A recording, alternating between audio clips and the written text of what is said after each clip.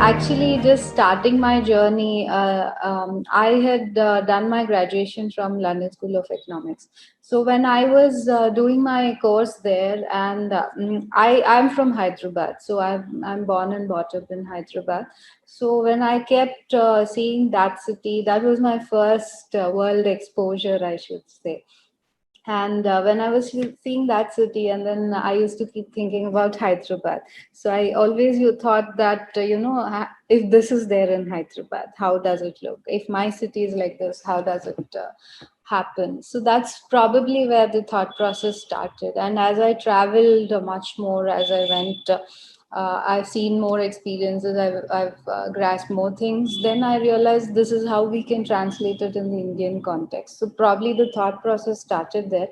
And if you are saying about innovation, I'm sure all IAS officers are trained to be innovators, because our job is a generalist job. We adapt to the circumstances, we adapt to the place that we are in, and we tune our policies or whatever work that we do in context of the governmental priorities of that area, and also the people's needs of those areas. So any IAS officer that you see would be working for a particular area in a particular kind of way.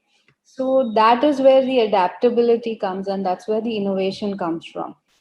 So when I did the masks, for example, it was totally a surprise for me also, because I found a couple of weavers coming to me and saying we have a lot of dead stock with us.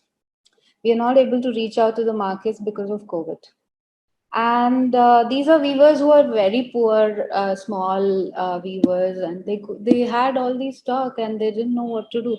The production was just not happening at all. So then we realized that we need to help them in some way. But how much of governmental dole can we give? The government was supporting them in terms of giving them pensions, giving them COVID relief. But we thought ultimately it's the stock which has to go out from there. And their looms have to start working. So that's when we realized that, and parallelly, our medical team was asking us for masks. At that point of time, when the first wave happened, there were no mass production as such, and WHO had prescribed a cloth cotton masks as the main agenda for COVID protocols. So that's when we realized, why can't we just meet these two needs together? We have our in-house production. We have the women also who have a lot of machines, sewing machines and all. So we can just use it in-house and use it within the districts. Many districts have done it, but we had the first mover advantage, in the sense we started in March of 2020. And we had the production capacity in-house, so we didn't need to go search for anything. And that's how these women also gained confidence, and later they innovated with different types of masks. They went ahead, and once we started that spark, I think people just need the spark, and as administrators we are there to do that. So once we started that, many women came to me and said, we have Ayurvedic professors in this town, so why don't we use some Ayurvedic tincture on your mask? Because that was again an age old practice. Many people take a potli, आप हिंदी में भी देखते होंगे, camphor के पोटली बनाते हैं, और they use that. So they said, why can't we put it in mask? And that there came the Ayurvedic mask.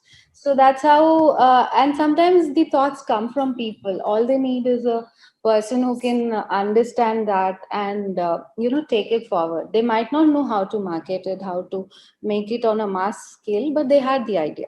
So that's how, that's where we did it. And I would say it was totally a team effort, which had just happened, and we could just park that effort.